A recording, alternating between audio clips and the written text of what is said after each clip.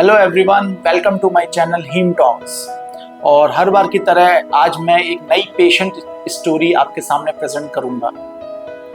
Patient story का main मकसद ये होता है आप लोगों को एक हौसला दिलाना कि कोई भी बीमारी इनक्योरेबल नहीं है और हमें आसानी से हिम्मत नहीं हारनी चाहिए। और आज मैं जिस स्टोरी को आपके साथ शेयर करने वाला हूँ वो एक छोटे बच्चे की है, 7 साल के बच्चे की, जिसको एप्लास्टिक एनीमिया बीमारी डायग्नोस हुई थी बहुत ही यंग एज में। ये स्टोरी बहुत ही रोमांचक मैं कहना चाहूँगा, क्योंकि इसमें बहुत सारे उतार चढ़ाव, बहुत सारी प्रॉब्लम्स आई, लेकिन लास्ट में हम इस लड़ाई को जीत गए। एक 7 साल का बच्चा मेरी ओपीडी में, गोरखपुर निवासी, एक बार दिखाने आया। और जब वो आया तो काफ़ी बीमार था।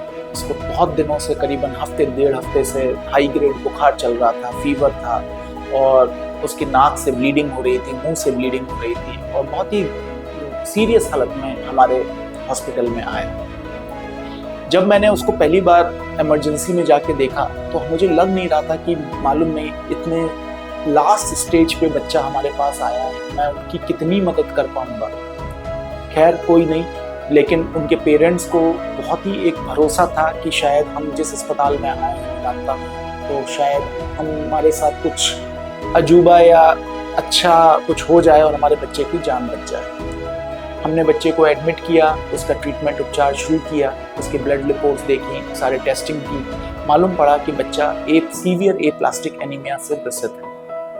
और ये बहुत ही सीरियस बीमारी होती है, क्योंकि एप्लास्टिक एनीमिया में आपका ब्लड बनना ख़त्म हो जाता है, ना ही आपके आरबीसीज बनते हैं, ना ही डब्ल्यूबीसीज और ना ही प्लेटलेट्स। तो आपको ब्लड, प्लेटलेट सबकी ज़रूरत पड़ती है, और साथ में इन्फेक्शन भी बहुत सीरियस टाइप के होते हैं। हमने बच्चे को थोड़ा इनिशियली स्टेबलाइज किया, सब कुछ किया एंड उपचार दिया, और उससे बच्चे में इम्प्रूवमेंट आना धीरे धीरे करके शुरू हो गया। फिर जब हमने डायग्नोसिस उनके माता पिता से शेयर की कि आपके बेटे को एप्लास्टिक एनीमिया है, तो उनके पैरों के नीचे से ज़मीन खिसक गई, क्योंकि वो ये बात सोच के नहीं आए थे कि इस टाइप की कोई गंभीर बीमारी उनके बच्चे 7 साल के बच्चे को हो सकती है। और जब बात बच्चे पे आए तो शायद माँ बाप के लिए सबसे ज़्यादा टेंशन और फिक्र और ज़्यादा 5 गुनी ज़्यादा बढ़ जाती है।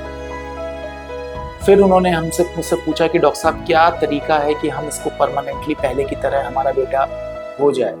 और मैंने तब ये बताया कि इस बीमारी में सिर्फ और सिर्फ बोन मैरो ट्रांसप्लांट ही काम करता है, और कोई भी उपचार इसको परमानेंटली सही नहीं कर सकता। जाहिर सी बात है, जब भी हम किसी को एक ट्रांसप्लांट के बारे में बताना की कोशिश करते हैं तो सबसे पहला रिएक्शन कहता है कि डॉक्टर साहब ये तो बहुत ही हाई फाई ट्रीटमेंट है, ये तो हम ना तो कराने की हैसियत रखते हैं और ना ही हमारा बच्चा झेल पाएगा, और हमें ये भी नहीं मालूम है कि हम उसके लिए ट्रांसप्लांट के लिए डोनर कहाँ से लेके आएंगे। मैंने उनको समझाया कि आपको ये सब सोचने की ज़रूरत नहीं है। अभी जो बेस्ट ट्रीटमेंट है आपके बच्चे के लिए, आपको उस ट्रीटमेंट पे निकल जाना चाहिए, और बाकी आपकी जो मदद है, परेशानियां जो भी आएंगी उस पर हम आपके साथ खड़े हुए हैं। खैर हिम्मत धीरे धीरे करके उनके पेरेंट्स को इस बात का अंदाज़ा हुआ कि हाँ, उन्होंने कई जगह पूछा, लोगों से पूछा, और सब ने यही सेम ओपिनियन दी कि बोन मैरो ट्रांसप्लांट ही इसका फाइनल आंसर है। ग्रेजुअली हमने बच्चे को स्टेबलाइज करके बोन मैरो ट्रांसप्लांट के लिए लिया। उसके भाई को, जो कि रियल भाई था, वो कंप्लीट मैच नहीं था, लेकिन फिर भी हमने हाफ मैच देख के उसको ट्रांसप्लांट के लिए डोनर बनाया। लकीली ट्रांसप्लांट का प्रोसीजर पूरा हुआ। बच्चा हमारे पास करीबन 24 दिन भर्ती रहा। कई बार उसको बुखार आया, इन्फेक्शंस हुए, लेकिन भगवान की दया से जो भी इन्फेक्शंस या कुछ भी होते थे तो वो धीरे धीरे जो हम उपचार दे रहे थे उससे सही होते जा रहे थे।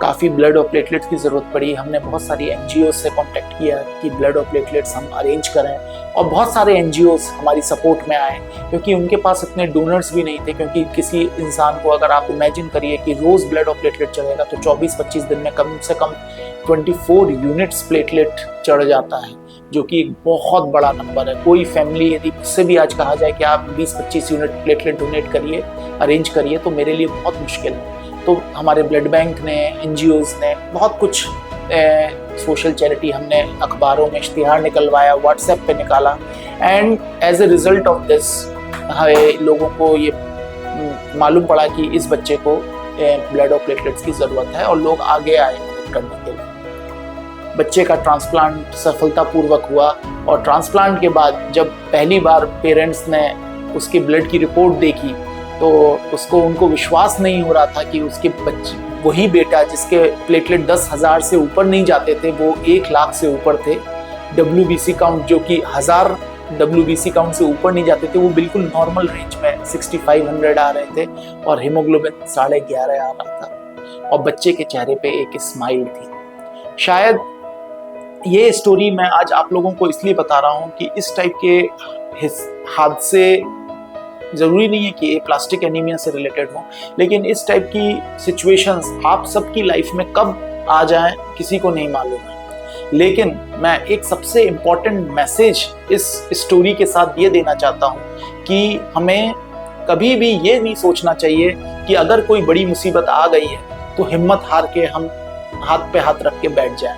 हमें अपना पूरा एफर्ट एड़ी चोटी का लगाना चाहिए कि हम इसमें क्या बेस्ट कर सकते हैं।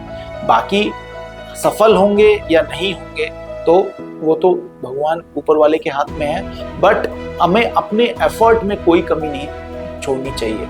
अगर ये चीज़ उनके माँ बाप ने हिम्मत शुरू में डे 1 पे जब उनके बच्चे को ये बीमारी हुई थी और वो हिम्मत हार के बैठ जाते, तो शायद वो आज अपने एक हेल्दी बच्चे को देख भी नहीं पाते। और इसी उद्देश्य से ये मैं आप लोगों को कहना चाहूँगा कि आज हेल्थ केयर के फील्ड में जितनी तरक्की हुई है, खास करके हेमेटोलॉजी, ऑन्कोलॉजी, ब्लड के डिसऑर्डर्स के ट्रीटमेंट में, उपचार में जितनी प्रगति हुई है वो बहुत ज़्यादा है। ऐसे ऐसे ट्रीटमेंट आज आ गए हैं जो कि हम कल्पना भी नहीं कर सकते थे कि शायद आज से 10 साल पहले कि ये मरीज सही हो सकता है, और आज हम वही मरीज सही होके जा भी नहीं रहे। तो मैं आप सभी श्रोताओं से आग्रह करूँगा कि अपने फ्रेंड्स, फैमिली में इस बारे में जागरूकता बढ़ाएं, उनको प्रेरित करें, और उनको हमेशा ये बताएं कि हमें अगर कोई भी ऐसी गंभीर बीमारी आपके घर में किसी को पता चलती है तो हिम्मत हारने की बजाय आपको एक हिम्मत के साथ खड़े रहना है और उससे फाइट करना है। नमस्कार।